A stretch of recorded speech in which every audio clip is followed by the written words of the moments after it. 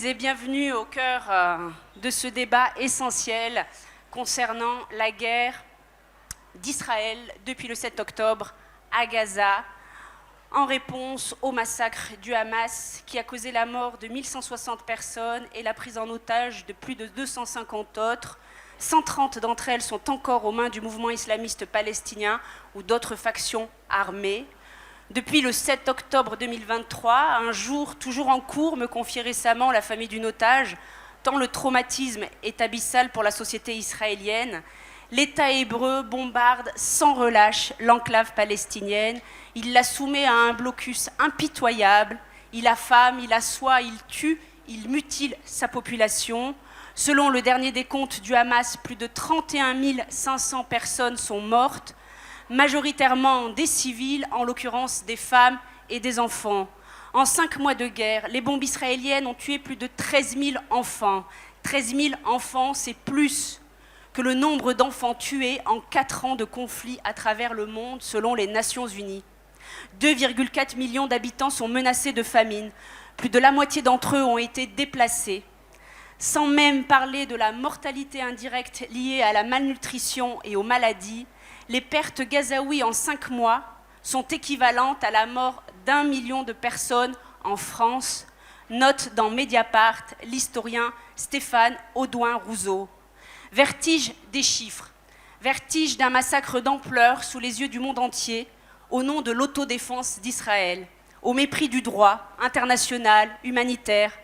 Vertige d'un massacre où les alliés occidentaux d'Israël, au premier chef les États-Unis, sont incapables de réclamer un cessez-le-feu, incapables de contraindre Israël à ouvrir les accès terrestres pour laisser passer en quantité nourriture et médicaments, incapables de poser des sanctions. À Gaza meurent non seulement des dizaines de milliers de vies, des femmes, des enfants, des personnes âgées, des journalistes, des humanitaires, des soignants. À Gaza meurt aussi notre humanité commune. C'est le titre d'un parti pris d'Edoui Plenel qui a été publié le 7 décembre sur Mediapart, dont je vous recommande la lecture. Si vous n'êtes pas abonné, allez-y, lisez-le, il est en accès libre aujourd'hui. Et surtout, on s'abonne. C'est le titre de notre débat. Laissez-moi maintenant vous présenter nos 4 invités, que je suis très heureuse d'accueillir et que je remercie d'être parmi nous. Zouhir Lana, vous êtes gynécologue obstétricien, rompu aux missions humanitaires sur les terrains de conflits les plus violents du monde. Vous revenez d'une mission à Gaza, vous avez passé 1 mois dans l'enclave palestinienne. Vous m'avez dit, c'est la pire mission que j'ai jamais réalisée, tant la situation y est effroyable. Karim Katan, vous êtes écrivain, vous êtes aussi palestinien, et c'est important de le souligner aujourd'hui. Vous avez reçu le prix des 5 continents de la francophonie en 2021 pour votre premier roman, Le Palais des 2 collines, paru aux éditions Elisade, très belle maison par ailleurs. Le prochain, L'Éden à l'aube, doit paraître cette année. Vous avez publié sur Mediapart, 1 mois après le 7 octobre, un texte bouleversant qui résonne plus que jamais aujourd'hui. Gaza n'est pas une abstraction. Sarah Samer, vous êtes avocate, spécialiste en droit international. Vous avez été mandatée par un collectif de victimes palestiniennes de Cisjordanie qui dénonce de graves violations de droits humains.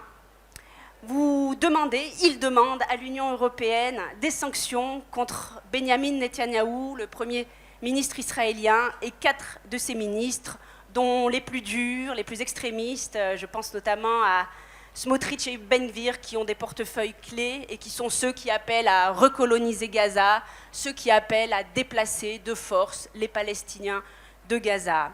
Sabrina Cassa, chère collègue, tu es journaliste à Mediapart, co-responsable du Club, la 2e jambe de Mediapart, cet endroit unique dans la presse française où chacune de nos abonnés peut ouvrir son blog et réagir à l'actualité, à la vie et au monde, tel qu'il tourne ou tel qu'il tourne mal. Tu chapeautes un gros projet, un e-book, un livre numérique sur ces mois de guerre qui rassemble les contributions de nos abonnés. Je vous propose de commencer par les mots de Karim Katan, un extrait de son texte paru dans Mediapart le 9 novembre 2023, intitulé « Gaza n'est pas une abstraction ». Karim, merci de nous faire l'honneur de nous lire cet extrait. Merci à toi. On m'entend bien? Oui, je pense que ça va. Alors, juste un petit détail sur ce texte. Effectivement, il est paru dans le journal en novembre. Il a d'abord été écrit en anglais et il est paru avant ça, je pense quelques semaines avant ça. Je donne ce détail pour dire que cet extrait que je vais lire là, il date d'il y a très longtemps désormais. Ce qui est tragique, ce qui est absolument affreux. Mais voilà, donc c'est un tout petit extrait que tu as choisi. Dans les médias, Gaza est représenté comme une abstraction, un espace destiné à la mort violente d'une population abstraite qui y vit. Elle meurt sous les coups d'une force naturelle, impersonnelle, et pas d'une des armées les plus puissantes du monde, adossée à l'un des États les plus puissants du monde, lui-même régi par un gouvernement élu par une population. C'est un point de vue commode qui permet de déresponsabiliser Israël. La destruction vient d'en haut. Ceux qui meurent doivent mourir. Tout est normal. À tout cela, nous apportons une correction. Gaza n'est pas une abstraction, c'est un rivage, ce sont des plages, des rues, des marchés et des quartiers au nom de fleurs et de fruits. Gaza n'est pas une abstraction, mais des lieux, des vies et des personnes qui disparaissent sous les bombes. Nous, Palestiniens, nous tenons au seuil de l'humanité. On nous y invite parfois, mais pas toujours. Merci beaucoup, Karim Katan.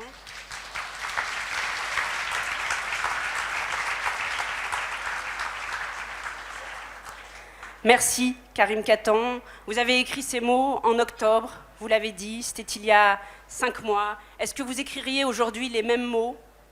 Que rajouteriez-vous? Oui, j'écrirai les mêmes mots, ce qui est absolument tragique parce qu'on aurait pu espérer que d'octobre à aujourd'hui, quelque chose évolue dans le bon sens. Ce que je rajouterais aujourd'hui, peut-être qui était un peu moins présent en octobre, c'est pour moi, toute discussion sur ce sujet doit quand même s'ouvrir avec, en prélude, le fait que les journalistes étrangers n'ont pas le droit d'entrer à Gaza.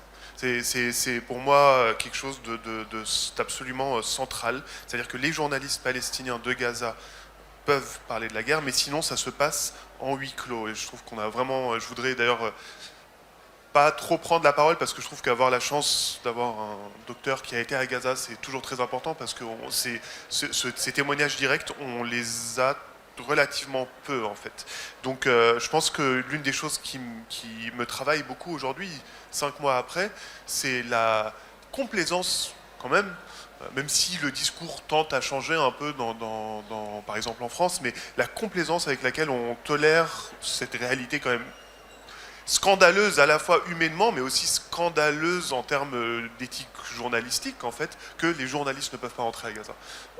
Donc je pense que c'est important de replacer ces Puisque éléments. vous en parlez d'ailleurs, c'est aussi un chiffre tragique, ça fait partie de ces chiffres vertigineux que nous connaissons et que nous égrenons dans le journal depuis plusieurs mois.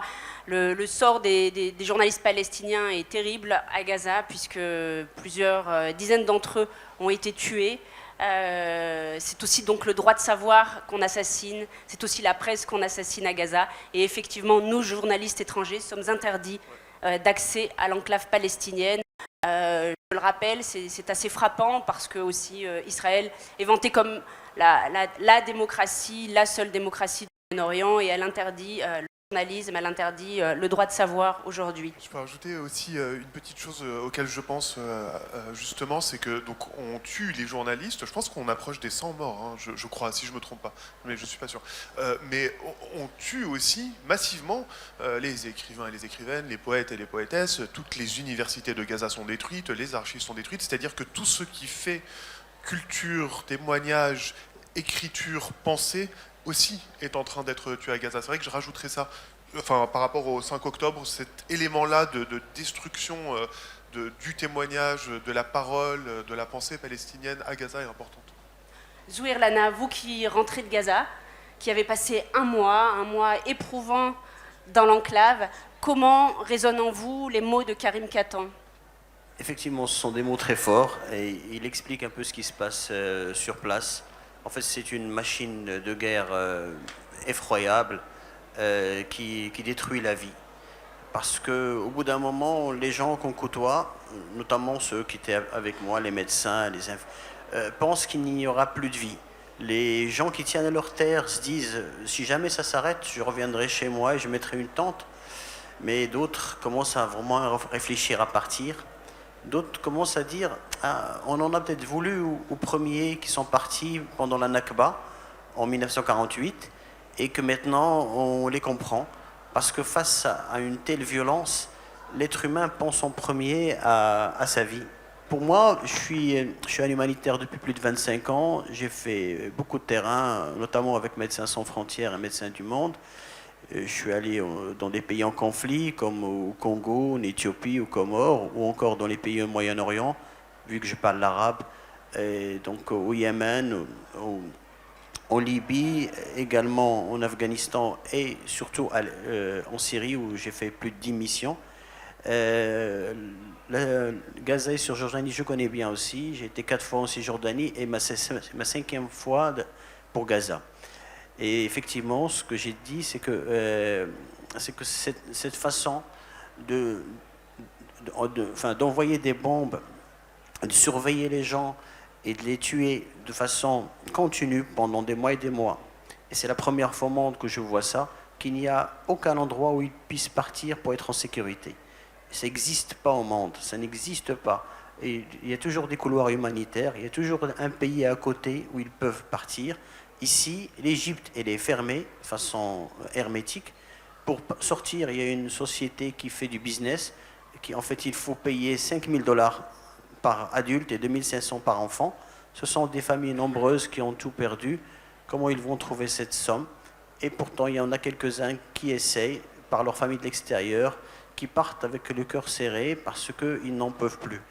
Ceux qui restent essayent de trouver un endroit. Un médecin qui était avec nous, il s'est déplacé 4 fois de Chifa en descendant vers la partie centrale, en descendant jusqu'à ce qu'il est arrivé à l'hôpital européen où on a travaillé. Et c'est là-bas où il a pu trouver, disons, un préfabriqué pour sa famille. Et il fait des gardes en réanimation. Il a un repas par jour. Il est un peu relativement tranquillisé pour sa famille. Mais il ne voit pas des lendemains parce que sa maison a été détruite, tout son passé est détruit et l'avenir, il ne le voit pas. Merci Zouher. Vous allez nous raconter très en détail ensuite les conditions extrêmement difficiles dans lesquelles vous avez travaillé et exercé votre mandat humanitaire. Avant, Sarah Samer, après les mots de Karim Katin, après les mots de Zouher Lana, vous, l'avocate, la juriste spécialisée en droit international, comment elle réagit ? Écoutez, en fait, j'ai pas de mots. Les jours passent et on est dans l'indicible, l'innommable, l'inhumain. Les mots que j'aimerais dire, je vais les reprendre de l'ambassadrice, Namira Leghem, qui a participé aux audiences publiques devant la Cour internationale de justice récemment, le 24 février précisément. Dans le cadre des audiences qui portent sur les conséquences juridiques de la colonisation dans les territoires palestiniens occupés, y compris Jérusalem-Est. Et elle disait de manière très symbolique et très personnelle, elle croit en Dieu, et là elle prie le Seigneur. Elle dit « Moi je sais, je suis convaincue, mais c'est personnel, qu'il y a une vie après la mort. » Mais est-ce qu'il y a une vie avant la mort? Et elle n'en est plus sûre. Elle n'est plus sûre qu'il y ait une vie à Gaza avant la mort. Et aujourd'hui, on assiste à un conflit armé où le droit international est bafoué, le droit international humanitaire, le droit international pénal, le droit international général dans son ensemble, où les règles impératives, ce qu'on appelle le jus cogens, que Israël doit respecter et que l'ensemble des États de la planète doivent respecter et doivent faire en sorte de faire respecter, ne le font pas. Donc on est face à une injustice incroyable. Je ne suis pas juge, je ne suis pas procureur, mais pour moi, il y a des choses qui sont indéfendables aujourd'hui.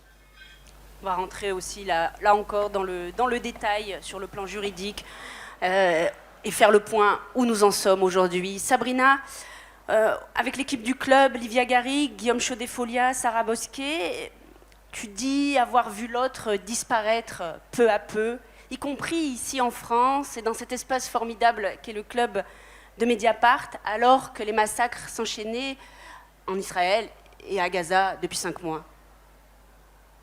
Qu'entends-tu par l'autre qui disparaît peu à peu? Alors moi, je travaille pour le club de Mediapart depuis 2015. Et ce que j'ai constaté, à chaque fois qu'il y a eu des crises importantes, tout le monde a envie de s'exprimer. Et là, le 7 octobre, il s'est passé quelque chose de très étrange, à l'image de ce qui s'est passé, je crois, en France. C'est qu'il y a une sorte de glaciation. Tout le monde a été sidéré. Et puis très vite, en plus, il y a eu une attaque, sur les mots qu'on pouvait employer ou qu'on ne pouvait pas employer, sur le sens que chaque mot pouvait avoir. Et donc, il y a eu une peur qui s'est propagée et qui fait qu'on a eu au départ très peu de contributions. Et puis, petit à petit, certains ont osé. J'ai vraiment envie de dire qu'aujourd'hui, s'exprimer sur ce sujet, il faut oser, prendre un risque. Et donc ils se sont donné un peu le signal à partir du moment où on les a valorisés, et puis les textes sont venus. Alors comme tu le disais en préambule, quand on est abonné à Mediapart, on a un blog qui est hébergé chez nous de manière automatique, qu'on peut utiliser librement, sous respect bien sûr de la charte éditoriale, de la charte de participation. Mais le club, il est aussi fait des relations que nous avons avec les gens qu'on interviewe, les gens qu'on rencontre en reportage, les gens qui vont à LR Libre. Donc il y a une sorte de circulation comme ça qui se fait naturellement entre le journal et le club. Donc oui, l'autre disparaît parce que y a une voix qui est autorisée, qui est labellisée, j'ai envie de dire, par le gouvernement, et tout ce qui en déroge, eh bien, est problématique. Donc nous, en même temps, c'est effrayant aussi pour nous, parce que cette situation est effrayante. Je me permets de dire que le dernier papier que tu as fait là, sur les enfants de Gaza, je t'ai écrit juste après en disant... Bravo Rachida, moi juste de le lire, je n'y arrive pas, quoi. Je suis obligée de sortir trois mouchoirs pour arriver jusqu'au bout, donc pour l'écrire, bravo. Comme tu le disais, Karim Katan, c'est aussi le problème de ce conflit, c'est qu'il y a un blackout journalistique. Et donc bravo pour ceux qui y arrivent malgré tout. Donc oui, c'est effrayant et en même temps c'est passionnant parce qu'on est l'endroit où le débat, malgré tout, existe un peu. Merci Sabrina. Alors tu as parlé de cet article effectivement qui a été publié cette semaine dans Mediapart que j'ai réalisé à Gaza, la guerre d'Israël contre les enfants palestiniens. C'est un article difficile à lire mais lisez-le, c'est important. C'est un article aussi qui a été difficile à écrire. Pourquoi ? Bien parce qu'il raconte cette guerre contre les enfants. Je vous ai donné des chiffres en introduction, 13 000 enfants tués depuis 5 mois. Ce sont des enfants qui sont tués, qui disparaissent sous les bombes. Ce sont des enfants qui sont grièvement blessés, qui sont mutilés, qui sont amputés. Une humanitaire me disait, imaginez une jambe arrachée quand on n'a pas encore atteint l'âge de la marche. Imaginez. Ce sont aussi des enfants qui sont grièvement brûlés. Ce sont des enfants qui perdent leur maison, leur famille, leurs parents, leurs jouets et des parties de leur corps. Ce sont des enfants qui sont affamés et on a un reportage qui a été diffusé hier par la chaîne Channel 4 qui est assez terrifiant, saisissant, où on voit les ravages de la famine. J'ai des médecins humanitaires qui m'ont raconté les amputations sans produit de sédation, à même le sol, dans la saleté, de femmes, d'enfants. Zouir Lana, vous qui étiez sur place dans 2 hôpitaux, à l'hôpital de Khan Younes, à l'hôpital européen, mais aussi à l'hôpital mère-enfant de Rafah. Racontez-nous les conditions de travail dans lesquelles vous avez exercé. Qu'avez-vous vu, qu'avez-vous fait ? Alors, effectivement, ce sont des conditions de travail très très difficiles parce qu'on arrive à un hôpital. L'hôpital européen, il s'appelle européen parce qu'il a été financé par l'Union européenne en 2000. C'est un hôpital à l'Est, plutôt tranquille, 400 lits. Il est devenu le plus gros parce que c'est le plus épargné actuellement. maintenant il est devenu presque un village. Il y a 20 000 personnes qui s'y sont réfugiées, à l'intérieur, à l'extérieur, dans les couloirs, dans les urgences, jusqu'aux portes des blocs opératoires et de la réanimation. On a des lits partout, des draps en forme de chambre, parce que les gens instinctivement pensent que l'hôpital est protégé et il ne sera jamais visé. Bien qu'il y ait eu des précédents sur Al-Shifa et Nasser qui ont été quand même visés, mais jamais des bombardements directs. C'est pour ça que les gens pensent qu'étant à l'hôpital, ils sont mieux. Alors, ceux qui sont soignés ne veulent pas sortir parce qu'ils n'ont pas où aller. Et leur famille est là. On ne peut pas les faire sortir et ça peut même donner de la violence. Mais en fait, les soignants fatigués, ils n'en peuvent plus. Il n'y a pas de service d'ordre parce qu'on ne peut pas faire face à un flux de patients et de gens qui sont à bout, qui sont dans des tentes, qui sont déplacés, qui ne mangent pas assez. C'est des conditions de famine structurées. Mais à l'hôpital, on avait de la chance parce qu'on a l'électricité et on a un peu de net le soir. Nous, les médecins, on était à 5 par chambre avec un repas par jour. Il y avait un collègue à nous qui a eu la bonne idée d'amener une bouilloire. C'est comme ça qu'on pouvait se faire du thé et du café. Le café, c'est une denrée rare. Quand on l'offre à nos collègues palestiniens, c'est de l'or parce que ça coûte très très cher. Donc les prix ont augmenté. L'œuf, c'est 2 euros. Le café, c'est 10 euros. L'essence, 40 euros. La viande, 40 euros. Parce qu'il y a un marché noir qui s'est établi et qu'il y a la rareté fait que les prix ont augmenté. Les gens mangent beaucoup des conserves, plus de produits en fait frais. Alors pour le travail, on a une salle d'urgence, plein de monde toujours, il y a 4 ou 5 box. Quand il y a l'arrivée de flux de patients, ils sont dans les brancards et par terre. Le pire des fois, c'est que les morts, on les met dans les brancards et les vivants par terre. Mais en fait, il y a une technique à Gaza qui est une technique plutôt américaine de ramassage des blessés. C'est qu'ils prennent en fait le patient, quel qu'il soit son état, ils l'amènent à l'hôpital pour qu'il ait les meilleurs soins. En France, on essaie plutôt de réanimer sur place et de transporter des patients transportables. Mais comme les ambulances, il n'y a pas de médecin, ils font le contraire. Alors des fois, le patient est déjà mort, mais la famille vient avec et il espère. Donc le médecin doit faire quelque chose, parce qu'il y a aussi ce côté psychologique d'espérance qu'il soit juste blessé, qu'il soit juste dans un coma et qu'on peut le récupérer. Parce qu'il y a beaucoup de ce qu'on appelle par les bombardements des blasts, c'est des corps qui sont intacts, mais les viscères ont été déchirés à l'intérieur, ce qui provoque la mort. Mais donc les gens ne comprennent pas. Ils espèrent que surtout cet enfant puisse se réveiller. Alors le pire pour nous les soignants, c'est d'avoir plusieurs enfants alignés morts. Ça, c'est un déchirement parce que ça réveille en nous, êtres humains, l'instinct de père, l'instinct de grand-père, l'instinct de frère, et c'est lourd. Alors les blessés aussi graves sont multi. Parce que en fait, le bombardement, quand il vient, ça dépend aussi de la, comment dirais-je, de la nature du missile, ou est-ce que c'est un drone, c'est différent. Est-ce que on a été visé directement ou sont juste des dégâts indirects?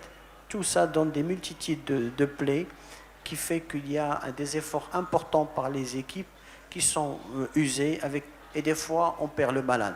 Donc ça donne une déception à la déception. En réanimation, la même chose. Alors, il y en avait des problèmes de médicaments à un moment donné. Effectivement, il y avait peu de sédation. Et quand nous-mêmes, quand on est arrivé, nous, on est arrivé le 20 janvier. Moi, je suis resté un mois, du 20 janvier au 20 février. Une première équipe est restée avec moi 15 jours et une deuxième équipe qui est arrivée. Et là, une équipe, elle part demain. Une association avec une ONG américaine qui, elle, trouvait les moyens d'y aller. Parce qu'il faut dire que le blocus de Gaza, il était sur les nourritures, sur les médecins, sur tout le monde.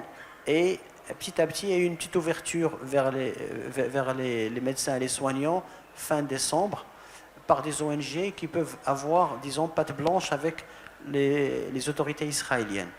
Et c'est à travers eux qu'on a pu passer. Mais à travers tous les circuits français, rien. On ne pouvait pas y aller, on veut y aller depuis octobre, ce n'était pas possible. Alors je reviens vers le bloc opératoire. On a 4-5 salles, toujours pleines. On démarre à 9h30, ça se termine toujours très tard.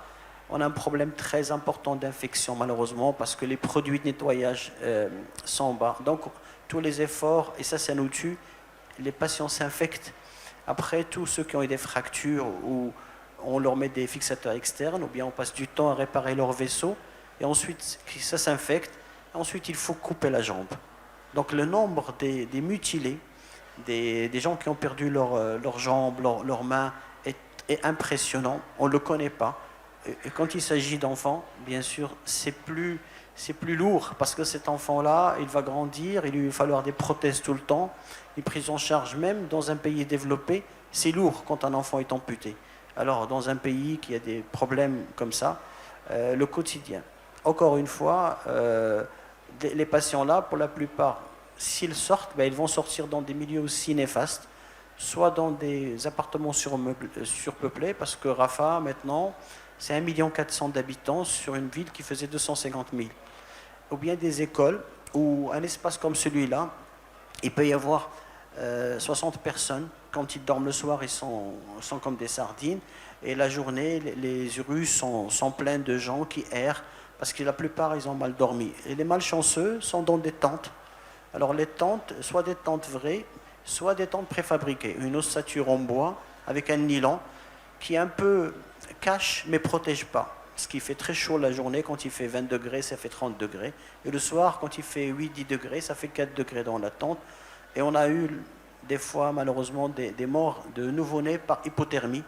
Parce que les femmes qui accouchent doivent sortir 3 à 6 heures après, laissant la place aux autres. La maternité où j'étais faisait 20 accouchements par jour, maintenant elle fait 80. Et faisait 3 césariennes, maintenant on est à 20 césariennes et des journées à 30 césariennes. Parce que, ça je peux parler après, parce que la victime la plus importante à mes yeux, qui suis en plus un médecin des femmes, c'est la femme. La femme en prend un coup terrible. Elle perd sa maison, elle perd ses enfants, elle peut perdre son mari, elle perd son intimité. Et des femmes qui n'ont plus de dessous, qui quand elles ont leur période et il n'y a pas de garniture, il n'y a pas où acheter les garnitures. Alors, mais elles n'en parlent pas par pudeur, mais tu sens que les gens qui n'ont rien. Alors, ils essaient en fait de venir à l'hôpital. La demande première dans l'hôpital mère-enfant, c'était le lait pour bébé, parce que comme c'est des femmes dénutries, la montée laiteuse ne se fait pas. Et aussi les couches. Alors on leur a dit, écoutez, une fois avec moi, il m'a dit, moi j'ai grandi sans couche, avec juste des couches qui se lavent, et je suis médecin. Alors la dame lui dit, moi je veux bien, mais il n'y a pas d'eau pour laver. Donc l'eau courante n'y est pas. Ceux qui sont près de la mer utilisent l'eau de mer, mais ceux qui sont à l'intérieur, à 4-10 km, parce que la bande de Rafah maintenant, si vous voulez, c'est 12 km de large, une bonne partie de l'Est, et il y a des chars, ils ne peuvent pas y aller. Donc on ne peut pas incinérer les détritus. Il y a des détritus partout dans la rue. Et comme il n'y a pas de pétrole, on ne peut pas pomper l'eau usée. Alors ça a cassé. Et quand tu marches dans les rues de Rafah, il y a une odeur pestilentielle. Et dans cette nasse, les enfants qui sont partout, qui sont sales, qui ne sont pas lavés, qui ont l'hépatite A, qui ont des maladies de la peau, qui ont des bronchites parce qu'il n'y a pas de médicaments, c'est indescriptible. Et personne ne peut aller nulle part. Et ils n'ont pas où aller. Le jour où il y a eu la libération des 2 otages, il y a eu une nuit très très lourde à Rafah. Et en fait, les gens ont eu peur le soir. Alors on voyait des gens avec leurs bric-à-brac dans leur voiture qui essayent, c'est-à-dire quand tu trouves une voiture, il faut de la chance, il faut payer le pétrole, et qui essaient de partir quelque part. Mais où partir? Dans le nord, il y en a qui sont revenus et qui se sont fait tirer dessus par les snipers. Parce qu'un soldat, quand il est quelque part, et je pense qu'il y a aussi les ordres, il y a la peur, on tire. Et il y a beaucoup de morts indirectes comme ça.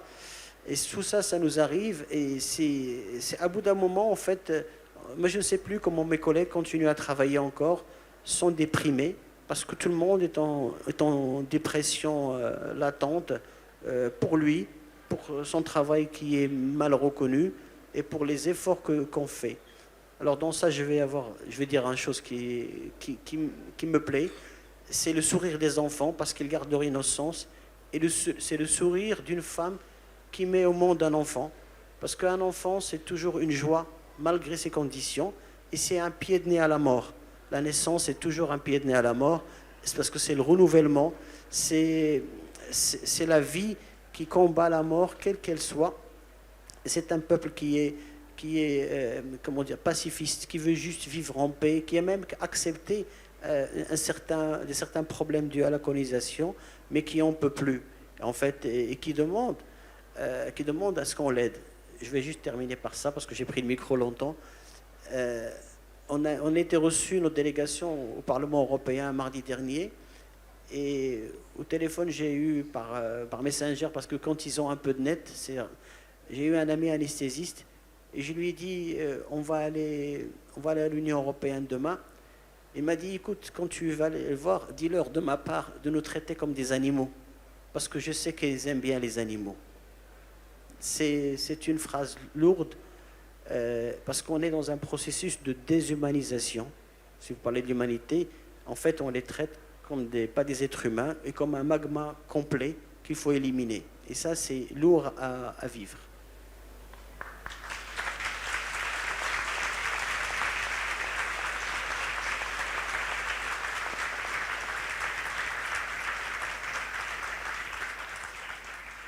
Votre témoignage est très important. Et non, vous n'avez pas pris la parole trop longtemps, car il faut qu'on entende votre voix, il faut qu'elle puisse être amplifiée. Karim Katan, le témoignage de Zouhir Lana, comment vous réagissez? L'anéantissement du Hamas se révèle sous nos yeux être la destruction de Gaza, et donc l'effacement de votre terre, de votre peuple. C'est difficile de prendre la parole après ce témoignage. D'ailleurs, je pense que j'ai presque envie de proposer qu'on vous écoute encore plus, parce que je reviens à ça, mais bon, on a un seul témoin direct actuellement. Bien sûr. Ce qui me frappe vraiment, en fait, c'est dire que nos seuls témoins directs non habitants de Gaza sont aujourd'hui les médecins, les infirmiers, les infirmières qui réussissent à entrer. Donc c'est très difficile à écouter, même si on sait tout ça, et quelque chose, ça répond à votre question, mais c'est ce que ça permet aussi, c'est de contrecarrer le sentiment naturel que peuvent avoir nos cerveaux, c'est-à-dire qu'à un moment, les chiffres, surtout quand ils se démultiplient, n'ont plus aucun sens. C'est-à-dire que 30 000, ça ne veut plus rien dire, presque, en quelque sorte. Enfin, je veux dire, on ne mesure pas l'ampleur réelle, concrète, l'épaisseur de ce que ça voudrait dire 30 000 morts et je ne sais pas combien de blessés. Quand on parle de blessés, quand on n'a pas ces détails, on n'imagine pas grand-chose. C'est-à-dire qu'on n'imagine pas forcément des mutilés, on n'imagine pas l'impact que ça a sur le moment même, mais aussi sur le temps très long.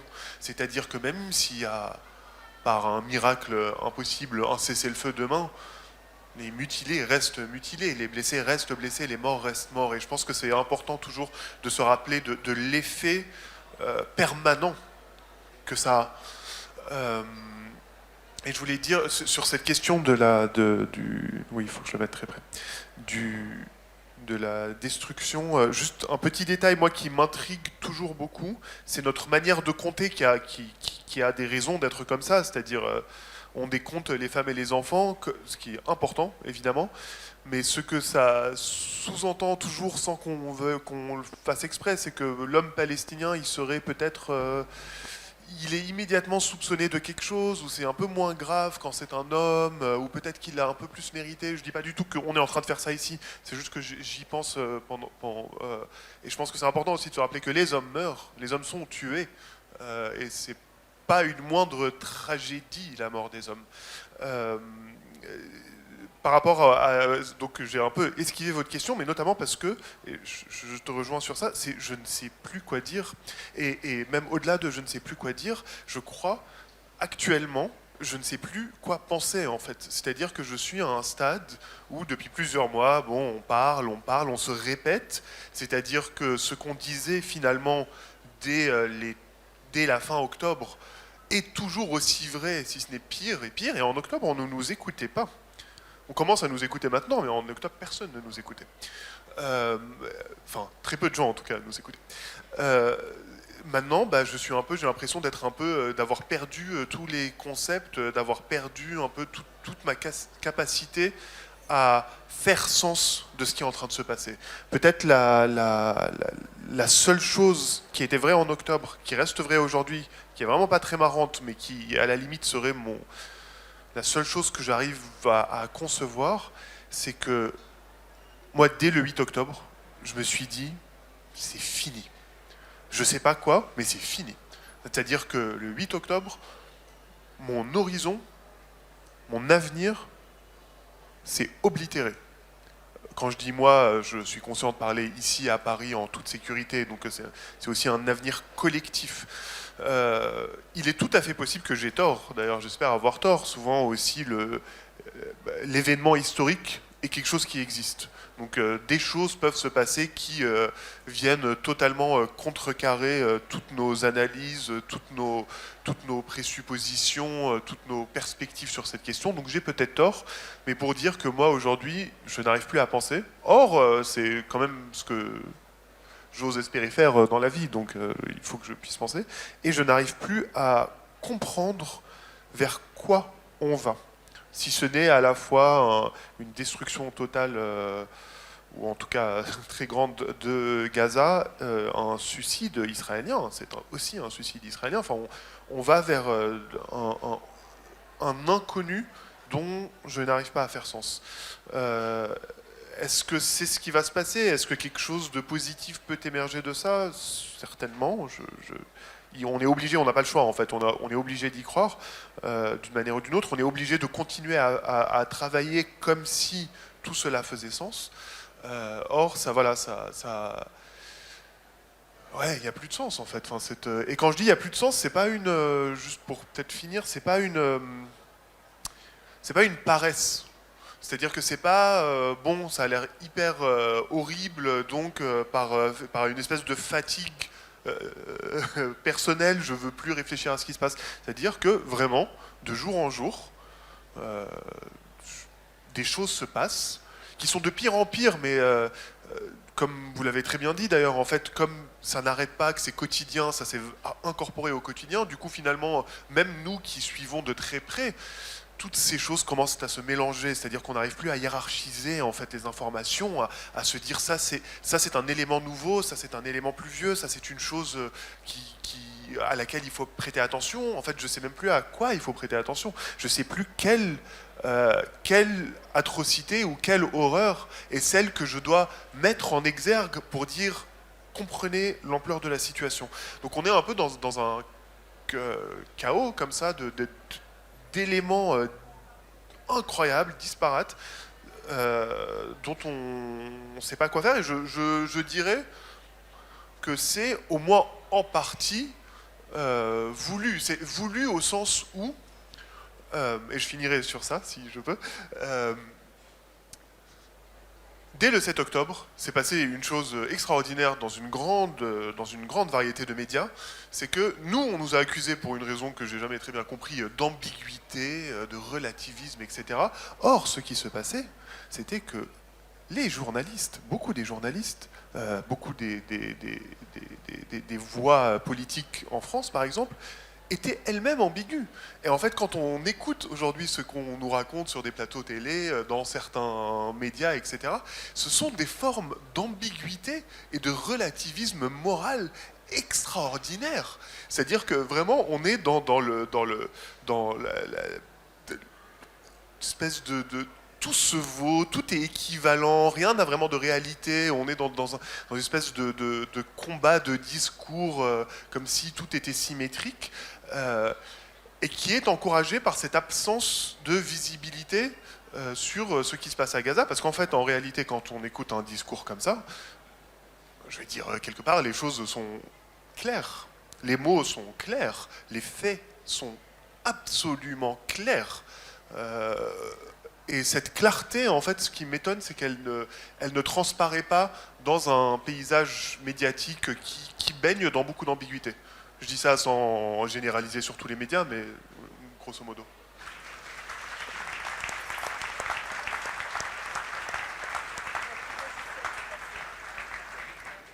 Sarah Samer, je vous entends dire qu'il n'y a plus de logiciel pour penser, mais est-ce qu'il y a encore le logiciel du droit pour penser? Je vous dis ça, mais avant, c'est l'Afrique du Sud qui a subi l'apartheid qui est venue au secours de la Palestine. C'est l'Afrique du Sud qui a rappelé à l'ordre, à l'universel, à l'humanité, le monde occidental. C'est le Sud qui alerte le Nord sur le caractère génocidaire de la guerre d'Israël à Gaza en saisissant la Cour internationale de justice. Que peut la justice s'il y a encore une justice, Sarah Samer, alors qu'on est, vous le disiez tout à l'heure, face à la faillite du droit, et j'irai même plus loin, plus que la faillite du droit, est-ce que nous ne sommes pas face à la fin du droit? Non. En fait, la question qui se pose ici, la problématique, c'est pas la fin du droit, c'est un souci politique. On est face à un problème politique. Le droit existe, les États ont l'obligation de respecter leurs devoirs. Le problème est politique. Et c'est toute la question et c'est toute la stratégie que nous avons menée en déposant notamment une requête au nom de 21 Palestiniens et Palestiniennes de Cisjordanie. Mais ce que je dis là vaut aussi pour la bande de Gaza, bien sûr. C'est juste que lorsqu'on avait tous les yeux tournés vers Gaza, l'accumulation, l'aggravation des crimes internationaux, de la torture, de la barbarie, des arrestations arbitraires, des détentions arbitraires, des déplacements et des transferts de population ont augmenté en Cisjordanie, qui est un territoire palestinien occupé, je le rappelle. Et donc en fait, via une ONG, ce collectif de Palestiniens a fait appel à mon confrère et mon acolyte Yohann Soufi et moi-même pour déposer une requête juridique, un document juridique formel auprès du haut représentant des affaires étrangères de l'Union européenne, M. Josep Borrell, qui a là depuis de nombreuses semaines pris la parole et de manière assez courageuse, j'ai envie de dire, vu l'inertie d'autres responsables politiques, pour prendre des sanctions. Parce qu'en fait, le temps du droit n'est pas le même que le temps politique. Le temps du droit est un temps long. Il faut collecter des preuves, il faut reconnaître le statut de victime, il faut porter plainte. Enfin, ça prend du temps. Et en fait, il y a un fait accompli, c'est-à-dire qu'il faut qu'il y ait une infraction, un crime international, donc au sens du statut de Rome, un génocide, un crime contre l'humanité, des crimes de guerre ou un crime d'agression, pour pouvoir dire « nous allons faire de vous des responsables des crimes que vous avez commis ». Mais là, le temps politique est important. Et c'est pour ça qu'en fait, on a déposé cette requête, alors qu'il n'est pas une requête devant une cour, c'est devant le cabinet de Josep Borrell. Mais voilà, on a fait toute l'argumentation juridique, notamment sur le crime de génocide, les crimes contre l'humanité et les crimes de guerre qui sont incalculables. Et nous les avons expliqués juridiquement, nous les avons établis et nous les avons illustrés par une vingtaine de témoignages de femmes et d'hommes vivant entre Ramallah, Jénine, Naplouse, en Cisjordanie, qui ont été victimes et qui continuent d'être victimes de crimes internationaux. Et pourquoi faire une requête pour des sanctions politiques? En fait, l'Union européenne a un régime de sanctions que l'on peut activer, que l'Union européenne peut activer et que tous les États membres de l'Union européenne peuvent activer à leur échelle, c'est-à-dire à leur échelle nationale. Ils ne sont pas obligés d'attendre l'Union européenne pour prendre ces sanctions, de manière à prendre des mesures coercitives qui modifient le paradigme politique. C'est-à-dire que, comme ce qu'on a pu faire, en tout cas comme ce qu'a pu faire l'Union européenne contre le clan Assad en 2014 lors de la guerre en Syrie, comme l'Union européenne a pu le faire en 2015 lors de l'annexion de la Crimée par la Russie, comme l'Union européenne a pu le faire en 2021-2022, elle a pu prendre des sanctions économiques, financières, diplomatiques, administratives contre des responsables politiques et contre des entités morales qui soutenaient l'armement, le conflit armé en Russie et en Ukraine. Pourquoi ne pas le faire en Palestine? Je veux dire, on assiste aujourd'hui à une situation catastrophique, enfin indicible, et voilà, on parle de 30 000 morts, mais en fait, c'est même le double, on compte même pas les blessés, les mutilés, les personnes sous les décombres, les femmes, les enfants, les hommes, les vieillards, enfin, des gens qui sont soumis à une famine. Pourquoi ne pas le faire? Pourquoi ne pas être aussi rapide et efficace dans la prise de sanctions? Et c'est pourquoi nous avons décidé avec ce collectif de prendre des sanctions contre Benyamin Netanyahou et 4 de ses ministres qui ont non seulement un discours dit génocidaire, où ils parlent des Palestiniens comme d'animaux, où ils se réfugient derrière des arguments de sécurité ou d'ordre public pour laisser faire des agressions quotidiennes de colons israéliens qui sont armés, qui ont la possibilité aujourd'hui de porter des armes. Ce ne sont pas des réservistes, ils ne sont pas en guerre là. Ils portent des armes quotidiennement, avec des incivilités, des agressions, des tueries qu'on laisse faire. Et l'Union européenne et les États, en tout cas, qui nous représentent, mais pas en notre nom, en tout cas pas en mon nom, laissent faire.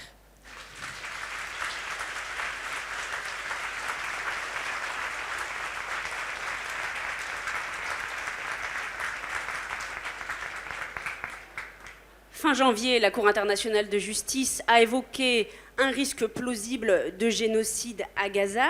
Vous avez évoqué ce terme, notamment dans votre requête, comment vous l'avez argumenté.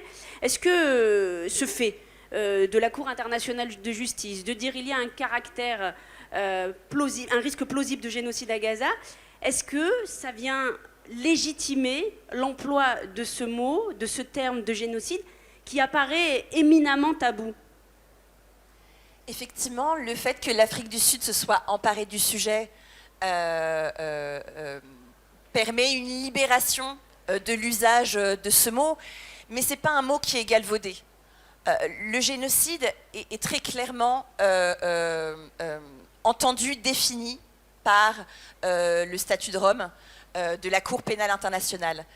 Ce sont des crimes qui sont commis et qui ont pour objectif d'éliminer toute ou en partie un groupe en raison de son ethnie, de sa race, de sa religion.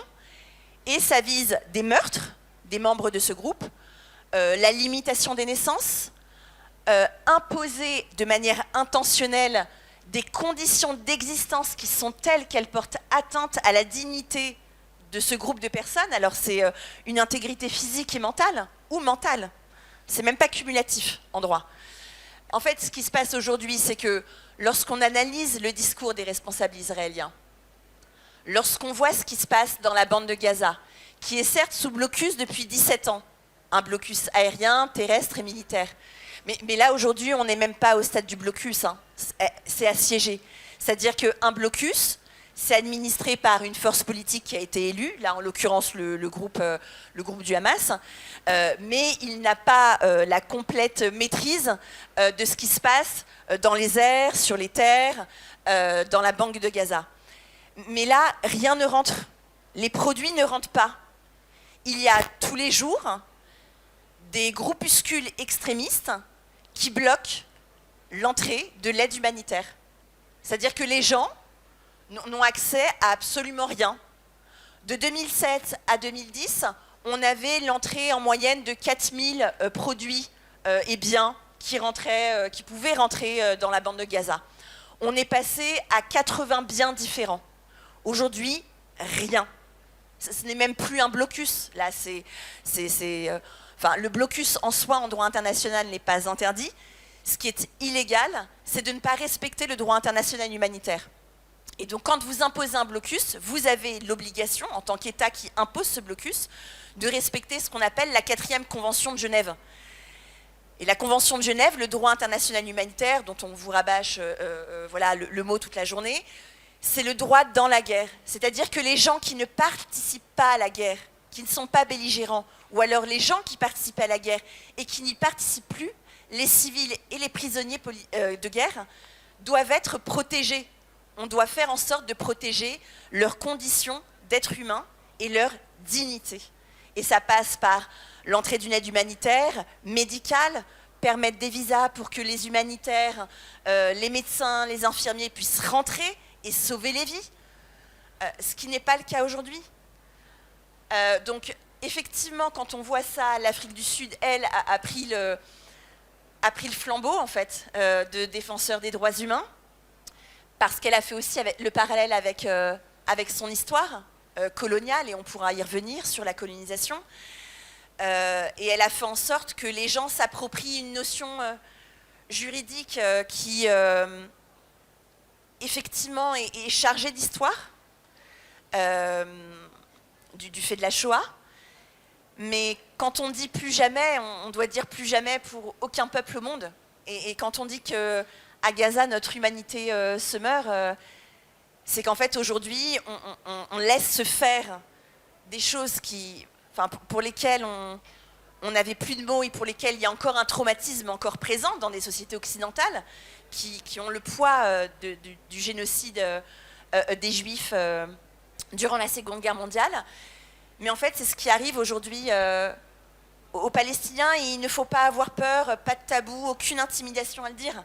La Cour internationale de justice, qui ne peut pas donner une décision au fond, parce qu'il faut qu'elle enquête, a considéré prima facie, c'est-à-dire avec les éléments qu'on lui a donnés, et elle a considéré en 30 jours, avec la requête de l'Afrique du Sud et la requête qui a été argumentée juridiquement, elle a considéré qu'il y avait un risque plausible et réel pour les Palestiniens de ne pas être protégés contre ce crime de génocide.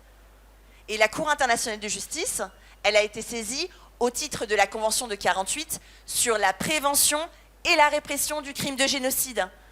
Donc à tous ceux qui veulent nous dire, enfermer la parole en disant que c'est un succès pour l'État israélien parce qu'elle n'a pas appelé à un cessez-le-feu, qui est une question politique, la Cour internationale de justice a rendu des mesures conservatoires disant à Israël de tout faire pour éviter la commission de ce crime de génocide parce qu'il y a un risque plausible et réel pour le groupe des Palestiniens de la bande de Gaza.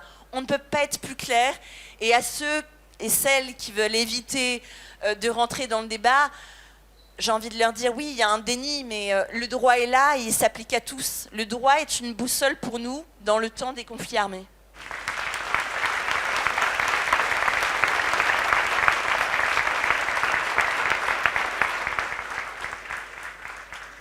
Sabrina, dans notre club de Mediapart, comment cette notion du droit, cet enjeu du droit, cette boussole apparaît-elle ? Alors, nous avons plusieurs collectifs de juristes qui interviennent et qui sont très sévères, notamment par rapport à l'État français. Alors moi, j'avais une question pour vous. En effet, on constate la passivité dans laquelle l'État français se trouve par rapport à ce processus génocidaire. Mais est-ce que vous pensez que les citoyens peuvent faire quelque chose ? Donc, au-delà des manifestations pour demander un cessez-le-feu, est-ce que vous pensez aussi, en regardant ce qui se passe ailleurs, comment, en tant que citoyen, on pourrait reprendre un peu la main ? C'est une excellente question et ça me rappelle la tribune des 329 avocats et magistrats que nous avons rédigée avec des confrères et des consoeurs qui, je pense, sont dans la salle. Ça ne fait pas beaucoup, 329 avocats, magistrats et professeurs de droit international, quand on sait qu'on est 37 000 au barreau de Paris. C'est vous dire comme c'était tabou et risqué quand on a rédigé cette tribune et qu'on l'a signée. Les citoyens font leur part.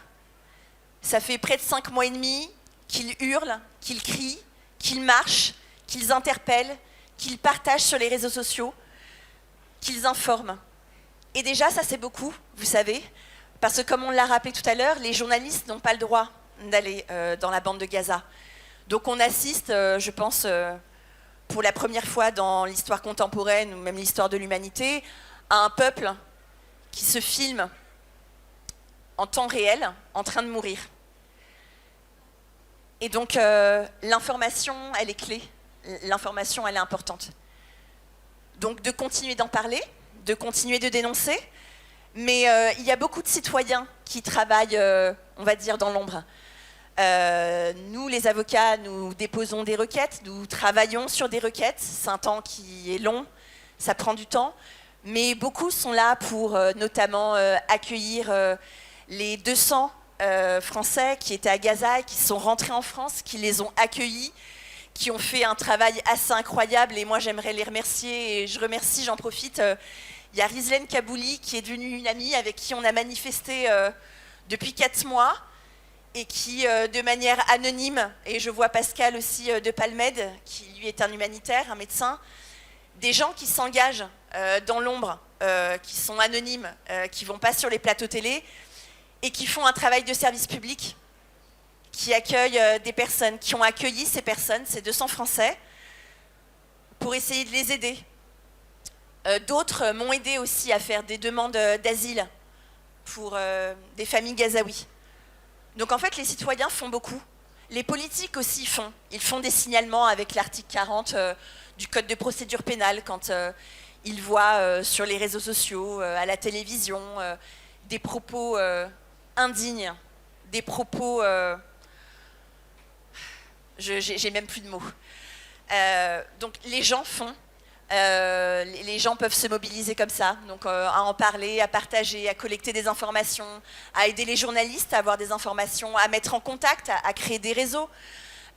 Donc je pense qu'on peut faire beaucoup et mon engagement pour la cause palestinienne, en tout cas, il existe depuis plus d'une décennie. En tant qu'avocate, il est récent, mais voilà, je connais beaucoup de citoyens et de citoyennes qui font beaucoup au-delà de juste manifester tous les samedis. Ils se renseignent et ils boycottent. Voilà, ça passe par beaucoup d'actions diverses. Merci. Juste un mot aussi sur le club, parce que c'est vrai que c'est aussi ça que nous, on entend dans notre agora. Alors que dans les médias, on a l'impression que la guerre civile est pour demain. Et qu'il y a une indifférence totale, et en effet qui est assez désespérante. Et en fait, en lisant le club de Mediapart, qui est une agora très particulière, parce que les gens aussi qui écrivent chez nous savent qu'il y a une écoute, une attention par rapport à ces sujets. Mais c'est vrai qu'on voit dans différents corps de métiers des gens qui se mobilisent. Et puis aussi, parmi les intellectuels, les gens qui écrivent, qui sont journalistes ou écrivains. Une des raisons pour lesquelles on a décidé de faire cet e-book, c'est quand, au mois de janvier, on a reçu un texte de Hassina Meshaï, qui est journaliste et qui donc publié dans un blog excellent qui s'appelle Chronique, qui rassemble que des experts, et qui, dans un très long texte, analysait l'innocence occidentale dans ce conflit. Comment, en fait, le tiers dans cette histoire est absent alors qu'il est absolument responsable de ce qui se passe. Et donc le texte était vraiment d'une qualité incroyable. Je sais que Hassina Meshaï parle hébreu, elle connaît aussi très bien cette culture. Et il y avait d'autres textes, notamment Karim Katan qui avait écrit en décembre, Valentine Feld. Bon, j'espère que vous pourrez regarder cet e-book quand on vous le proposera le 7 avril. Et oui, ce qui était vraiment marquant, c'est que ce discours qu'on a sur les communautés arabes d'un côté, juifs de l'autre, les Palestiniens, les Israéliens, eh bien, en fait, en lisant le club, on se rend compte que ce n'est pas inéluctable et qu'il y a plein de personnes qui revendiquent leur judéité, qui écrivent à partir de là et qui sont absolument contre et qui réclament le cessez-le-feu. Et par ailleurs aussi des gens qui écrivent à partir de leur histoire, qu'elle soit algérienne ou palestinienne, et qui parlent à l'autre et qui veulent construire un monde avec l'autre, qui ne sont pas dans l'indifférence de leur situation. Comme disait dans un des poèmes Mahmoud Darwish, je suis le dernier poète qui m'intéresse encore à mon ennemi. Ennemi dans le sens où des catégories qui sont opposées les unes aux autres. Et donc voilà, c'est aussi une des raisons pour lesquelles je vous invite à lire le club et aussi à y participer, parce que c'est vivant, parce qu'il y a toujours de nouvelles personnes qui arrivent, hein, c'est pas un petit club voilà, fermé. c'est qu'il y a encore des gens qui prennent le risque de s'adresser à l'autre, qui ne s'enferment dans aucune catégorie et dans aucune assignation. Et je pense que c'est le seul espoir qu'on peut avoir dans ce moment qui, en effet, est absolument tragique.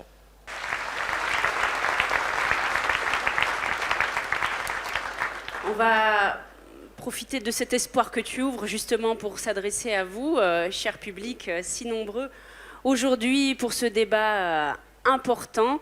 Il nous reste une vingtaine de minutes. On va prendre vos questions l'une après l'autre afin que les différents intervenants et intervenantes puissent y répondre. Bonjour, merci pour votre intervention, c'était vraiment très émouvant. Je sais qu'on est beaucoup ici à se demander comment agir et on se sent vraiment impuissant parce qu'on n'est pas tous avocats, on n'est pas tous juristes, on n'est pas tous politiques, mais on peut aussi agir au niveau local, on n'est pas obligé de rester tétanisé comme ça. Et c'est pour ça qu'on s'est organisé en collectif dans le 18e. On a eu notre première réunion hier, il y a des jeunes, des moins jeunes, il y a de tout bord, tous ceux qui veulent en fait défendre la Palestine et s'engager. Et je voulais vous demander, donc vous y avez un peu répondu, mais comment, vu qu'il y a plein de collectifs qui sont en train de se former au niveau local, est-ce que vous avez d'autres idées, comment on peut agir à notre échelle en tant que simple citoyen? Merci beaucoup. Ça me fait penser, Zouirlana, vous qui étiez sur place, à la phrase d'une pédopsychiatre de MSF avec laquelle je me suis entretenue récemment, qui est en lien avec de nombreux enfants de Gaza, et qui me disait la violence de l'atteinte au droit d'exister qui leur est faite, et comment eux-mêmes essayaient de trouver des mots là-dessus, et il lui disait... Bon, on se demande si on appartient encore à la race humaine. Le simple fait d'avoir à exprimer nos besoins est une attente profonde à notre dignité, alors que les images du massacre, de la famine sont sous vos yeux. Ils disent, ce n'est pas à nous de dire, c'est à vous d'agir. Comment agir? En fait, les gens à Gaza, surtout les enfants, comprennent pas qu'on puisse un peu leur faire tout ce qu'on fait, le faire subir cette machine de guerre atroce parce qu'on veut éliminer un groupe de combattants ou de terroristes, on peut l'appeler comme on souhaite. Mais eux, ils payent le prix très, très fort. Et en fait, ça donne la résonance à tous les jeunes qui sont dans les pays occidentaux, qui ne comprennent pas du tout cette schizophrénie. Comment on peut leur enseigner les droits, leur enseigner qu'il y a toujours un agressé, un agresseur, qu'il y a toujours un fort et un faible, qu'il faut défendre le faible, qu'il faut être près du droit. Et après, ils voient des choses qui sont insensées et qu'on leur explique que c'est normal. Et donc, c'est cette schizophrénie que je pense que beaucoup de jeunes n'acceptent plus. Ils pensent qu'il y a quelque chose qui se joue et qui n'est pas normal. D'ailleurs, la norme, elle est claire. Moi qui étais sur place, c'est un nettoyage ethnique, il faut que les gens partent. C'est même pas caché, c'est dit. On vend des terres de Gaza actuellement au Canada, on trace une route en plein milieu pour couper le territoire en deux. On souhaite qu'il y ait 1 million de gens qui sortent dehors avec les enfants. Alors on dit aux enfants, si vous voulez avoir une enfance correcte, il faut avoir une enfance, mais hors de Gaza. Et ça c'est terrible parce qu'en fait, on va arracher les gens à leur terre pour aller au minimum dans un désert du Sinaï, au maximum dans un autre pays. Et comment on va appeler ça? On peut appeler ça voilà, la destruction d'un peuple parce qu'on souhaite prendre cette terre. Politiquement, si on revient vers septembre, avant même le 7 octobre, Netanyahou, quand il était à l'ONU, il a montré la carte de la Palestine antique en disant c'est Israël. C'est-à-dire il n'y a plus de Palestiniens ni à Gaza, ni en Cisjordanie. Et même les 2 millions d'Arabes israéliens, ça serait bien qu'ils partent aussi. Et voilà, c'est nous, et il va y avoir une route qui relie l'Orient à l'Occident. Donc alors pour cette fin politique, on peut trouver toutes les autres malheurs. Et en fait, l'être humain qui ne veut pas partir par gentillesse, on va le faire partir par la guerre. Et je pense que les jeunes n'acceptent plus ça, et ça se voit. D'ailleurs, même les jeunes juifs américains n'acceptent pas ça. Parce qu'on ne peut pas leur vendre toujours la Shoah, l'extermination des Juifs, parce que les Juifs ne sont pas exterminés. Je suis venu dans le 19e actuellement et je vois des Juifs partout. J'habite dans le 19e. Ce sont des gens que je côtoie tous les jours et ça se passe très bien. Donc il n'y a pas vraiment de problème religieux. Et la lecture qu'on fait, même si je ne suis pas un géopoliticien, c'est que c'est une guerre plutôt économique. Et que c'est les États-Unis qui font la guerre et que Israël n'est que la main de cette guerre. Le problème, c'est que demain, on ne sait pas de quoi ça va être fait.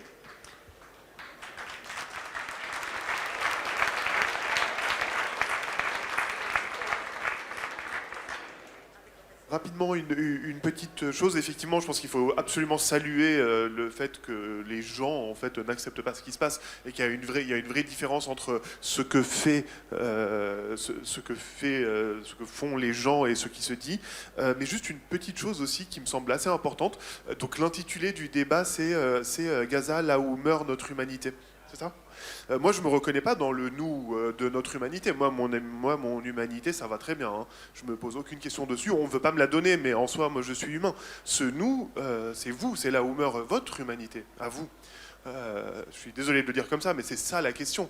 Et une chose auquel il faut penser, je pense toujours, c'est que quand on défend le droit et la justice, on ne le fait pas seulement pour les Palestiniens. On le fait pour soi, parce que en fait, c'est une tâche morale indélébile ce qui est en train de se passer, et que là où c'est pour sauver votre humanité que vous devez le faire, pas la mienne, pas celle des Palestiniens. Je pense que c'est important. Non, juste pour ajouter sur ce que peuvent faire les gens. Donc, j'ai donné des exemples d'actions qu'on peut faire quand on est un lambda. Là, j'enlève ma casquette d'avocate, hein. Mais je pense que c'est aussi faire vivre la culture palestinienne. Quand moi, je vois qu'en fait, Karim Katan, maintenant, peut prendre la parole dans certains médias, qu'on a voulu et qu'on empêche aujourd'hui Rima Hassan de parler, qu'elle fasse l'objet, mais abject, d'intimidation, d'insultes à caractère racial, sexiste. La Palestine existe, les Palestiniens existent et leur culture existe. Donc ça passe par la lecture du journal, par la musique palestinienne, par plein de choses. C'est comme ça, en fait, qu'en tant que citoyen, on peut aussi combattre. Parce qu'en fait, ce qui se passe aujourd'hui, c'est l'invisibilisation de la parole des Palestiniens, l'invisibilisation de la culture palestinienne, d'où la pastèque qui a émergé. Parce qu'en fait, le drapeau palestinien, le lever quand on est sur le territoire israélien, c'est un délit. C'est un délit et ça peut vous donner l'occasion d'aller faire un petit tour en prison pour quelques années.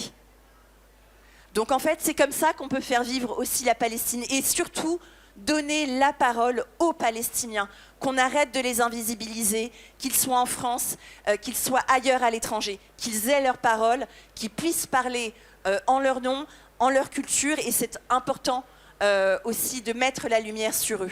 Voilà.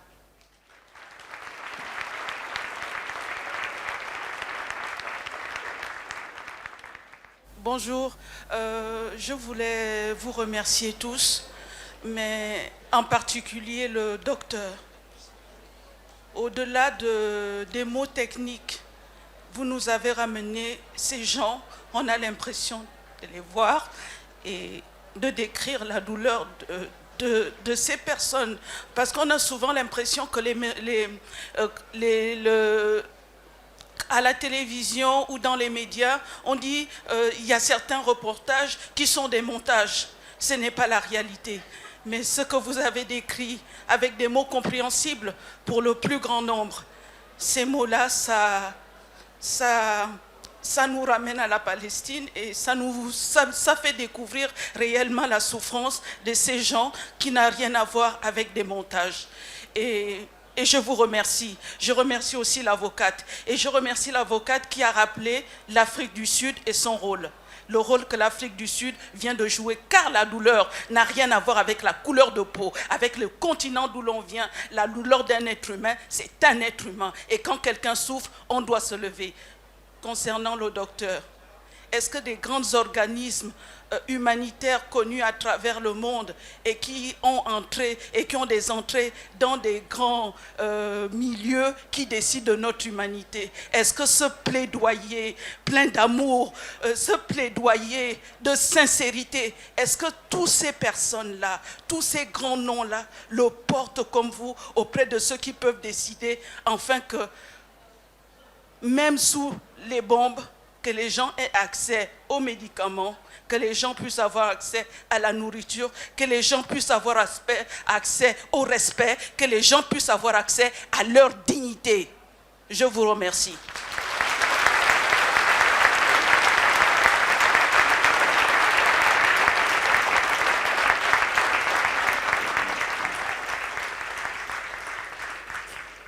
Je vous remercie, madame, pour votre question. Et elle est importante parce que dans tous les conflits, il y a de l'humanitaire de différentes sortes. Il faut dire qu'en France, depuis le début, les deux grandes ONG humanitaires médicales, ils ont pris position, notamment Médecins sans frontières et Médecins du monde, en décrivant ce qui se passe sur place. Ils avaient pu être entendus, enfin, disons, ils ont pu s'exprimer en des mots réels. Mais malheureusement, ça restait à ce point-là. Moi, ce qui m'étonne encore plus, c'est toutes les agences onusiennes, type l'UNICEF, le FNUAP, qui se comportent comme des humanitaires simples, qui font juste des appels de fonds, comme si l'ONU était paralysée et qu'elles ne peuvent rien faire, tandis que ce sont des agences dans l'ONU. L'humanitaire dangereux maintenant qui se met en place à Gaza, c'est l'humanitaire type impérialiste, notamment américain, qui utilise des grosses ONG américaines pour monter un hôpital que j'ai vu, un hôpital high-tech en tente. Les Émiratis, qui travaillent aussi sur ça et qui sont dans les conflits toujours malsains. Et on a aussi maintenant l'envie de largage de nourriture par le ciel, ce qui est complètement terrible et qui provoque des émeutes parce que les gens n'ont rien, donc on les a rendus vraiment comme des animaux en train de se battre autour de kilos de farine. Et l'idée de Biden, parce que maintenant on déplace la politique, on ne parle plus de politique de cessez-le-feu ni de sortie de guerre, mais de fournir un peu de nourriture aux gens qui sont assiégés. Le nord, on n'a pas pu accéder, madame, parce qu'on a été bloqué à 10 km au sud-est de Khan Younis, mais le nord est assiégé. Il y a 500 000 personnes qui y habitent. Il y a des enfants qui meurent maintenant par famine et par déshydratation. D'autres enfants meurent parce qu'on leur fait à manger par du pain en utilisant le fourrage pour les animaux. Les gens mangent du n'importe quoi. C'est le mois de Ramadan, donc le mois de plénitude et de prière, avec 2 repas par soir. Maintenant, ils en sont à un seul repas, et encore. Et en fait, c'est ces voix qui arrivent, parce que la vérité, comme vous l'avez souligné à la fin de votre intervention, la vérité n'a aucune couleur. Et la vérité arrive à passer et à arriver, même si on veut la transformer, même si on veut la cacher. Il y a toujours la vérité qui arrive à la fin, et l'histoire jugera. Parce que tout ce qu'on est en train de voir live actuellement est désastreux. Les guerres américaines d'avant, l'Amérique avait arrêté l'agression contre le Vietnam à cause de la presse. Ils ont appris ne plus jamais amener la presse. Donc ils ont fait des guerres un peu tranquilles, entre guillemets, en Afghanistan et en Irak. Ils en ont tué, il n'y avait pas d'image. Les Palestiniens sont différents. Donc ils sont éduqués, ils ont un peu de net, donc ils travaillent en filmant et en essayant. Et ce qui porte à toute notre humanité, comme titrait Madame Lazouzi dans notre débat, et c'est notre humanité qui est atteinte parce qu'on est en train de regarder tout ce qui se passe live. Il suffit d'aller chercher. C'est vrai que les médias mainstream ne montrent pas grand-chose et que tout va bien, Mais il suffit d'aller chercher sur son smartphone, on trouve des images de partout, on va dans les médias alternatifs, dans les médias internationaux, d'une petite recherche, et c'est dur pour nous d'accepter ce qui se passe sans bouger. Et je remercie tous ceux qui sont dans cette salle, tous ceux qui souhaitent faire quelque chose, ou tous ceux et celles que, en fait, cette agression et cette schizophrénie va changer en elle-même des comportements et des croyances pour savoir que les droits, les démocraties, les belles choses ne peuvent vivre que quand on continue à les défendre tout le temps.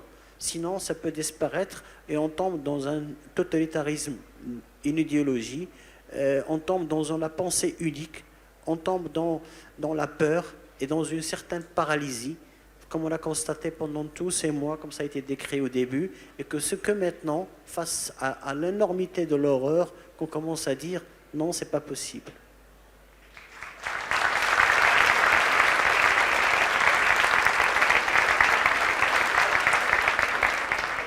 Juste, ma question s'adresse surtout aux deux journalistes présentes ici, Rachida et Sabrina, il me semble, si je ne me trompe pas. Si je puis me permettre de détourner un peu le titre de la conférence, de l'intervention, je dirais là où meurt notre intérêt, parce que finalement, pourquoi on est là aujourd'hui, c'est que finalement les Palestiniens ont payé le prix fort, le prix du sang. C'est ça qui a fait qu'il y a un regain d'intérêt pour la cause palestinienne. Avant le 7 octobre, avant le massacre terrible du 7 octobre, on savait qu'il y avait un blocus vaguement, enfin les gens s'intéressaient un peu vaguement à la question, mais on pensait que c'était un conflit aseptisé. Enfin, si on prend un exemple, il y a beaucoup de pays arabes qui étaient prêts à normaliser leurs relations avec Israël. Je pense au Maroc, je pense aux Émirats arabes unis, je pense à l'Arabie saoudite qui était prête aussi à sauter le pas. Donc est-ce que finalement un jour on va s'intéresser à la question de manière fréquente sans que les Palestiniens doivent malheureusement payer ce prix fort, ce prix terrible du sang, pour qu'on mette le projecteur sur une situation qui dure depuis 70 ans. Voilà, merci.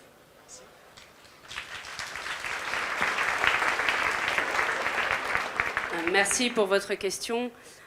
Alors effectivement, vous pointez ce refoulement de la question palestinienne ces dernières années, tant dans les chancelleries occidentales qu'au sommet des régimes dans les pays arabes. Mais pour les peuples, et notamment les peuples arabes, la question palestinienne a toujours suscité un élan qui perdure. On le constate. Ensuite, moi, je vais vous parler de là où je me situe, de Mediapart. À Mediapart, depuis la création de Mediapart en 2008, on n'a jamais cessé de documenter, de couvrir ce conflit israélo-palestinien.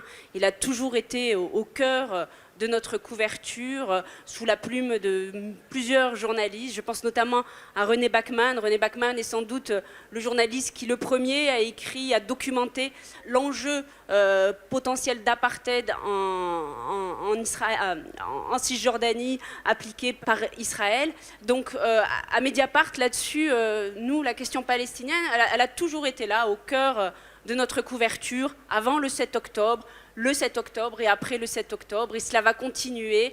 C'est le sens de notre engagement journalistique. Évidemment que ça ne va pas s'arrêter, comme cela a toujours été ici, au cœur de notre couverture. Et j'ai envie de citer les mots que m'avait confiés très récemment l'écrivain palestinien Elias Sambar, qui était invité de 2 de nos émissions en décembre, et je vous encourage à aller les regarder, notamment parce qu'il est le traducteur de l'immense poète de Palestine, Mahmoud Darwish. Et il me disait ceci, il me disait une métaphore, qui n'est pas une métaphore de lui, une métaphore de son père, que son père lui a livré au seuil de sa mort en 1967. Nous sommes peuple palestinien, une arête dans la gorge du monde, personne ne nous avalera. Et à Mediapart, on décrit, on dissèque cette arête dans la gorge du monde depuis 2008, et on va continuer à le faire.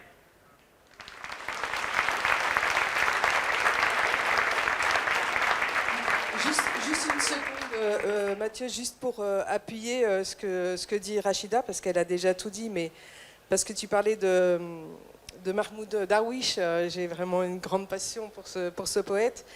Et ce matin, je lisais un poème dans son recueil qui s'appelle « État de siège », qu'il a écrit à Ramallah en janvier 2002, et où il dit « Je crierai dans ma solitude, non pour réveiller ceux qui dorment, mais pour que mon cri me réveille de mon imagination captive.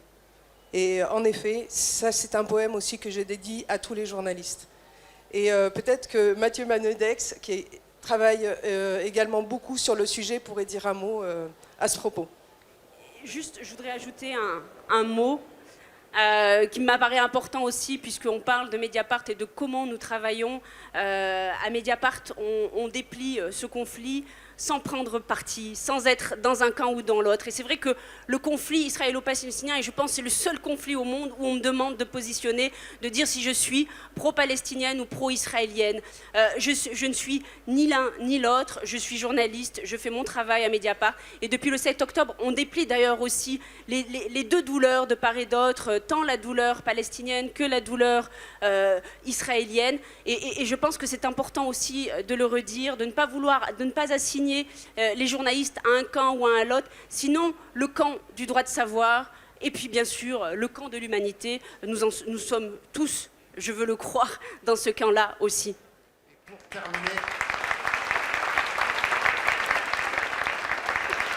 pour terminer, il y a Pascal André qui était avec vous, Zouher Agaza, qui va conclure. Voilà, en quelques mots. Je ne suis pas invité, mais je conclus. Il paraît que je me mette devant pour la caméra, je suis désolé. J'ai eu beaucoup de questions sur la question de comment faire comme citoyen. Franchement, moi, ce qui me rend malade, c'est pas ce que j'ai vu là-bas, c'est le silence ici. Ce qui les rend malades là-bas, et ce qu'ils nous disent, c'est gentil de venir nous aider à soigner, mais repartez chez vous pour parler. Le problème, c'est qu'on ne parle pas. Tout à l'heure, on était à Robert-Debré, on était de l'autre côté de l'hôpital, de l'autre côté du boulevard, avec des drapeaux. On s'est dit, mais ça va pas. Et donc, on est rentré un par un, et finalement, sans drapeau, sans slogan, on est allé parler des droits dans chacun des services. Et en parlant du droit, on ouvre des portes. On parle du patient, on parle de l'humanité, on parle de la souffrance qui existe des deux côtés. Donc, osons la rencontre.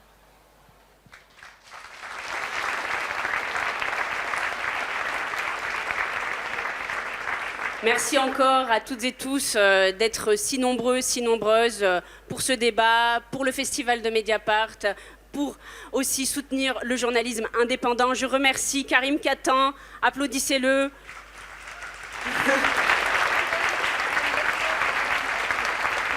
Lisez ses romans. Je remercie Sarah Samer, avocate, spécialiste en droit international. Je remercie Zouhir Lana, qui nous fait l'honneur d'être là et de témoigner. Et je remercie encore Sabrina Kassa, chère collègue de Mediapart. N'hésitez pas, emparez-vous du livre numérique à paraître le 7 avril, cela fera 6 mois. Merci à toi, Rachida, pour le travail.